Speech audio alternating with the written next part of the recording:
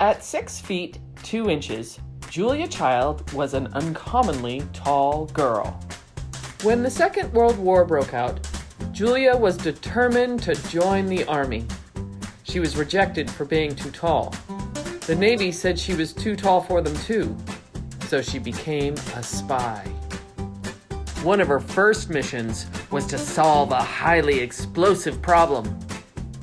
Dotted around the ocean were underwater bombs targeting German submarines.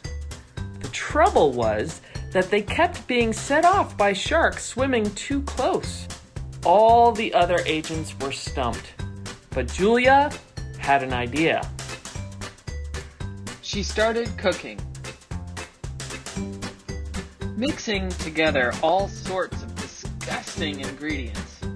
She baked cakes that smelled like dead shark when released into the water. Sharks didn't dare get close to them. And when you spray your arms with insect repellent to keep bugs away, she did the same, only with sharks and bombs. After the war ended, Julia and her husband moved to France for his job. Julia's very first mouthful of French food was mind-blowing. She couldn't believe that food tasted so wonderful. No more shark repellent for her.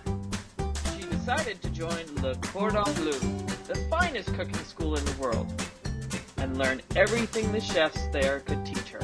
Julia became a world authority on French food, and her cookbook, Mastering the Art of French Cooking, was a bestseller. She even had her own TV shows.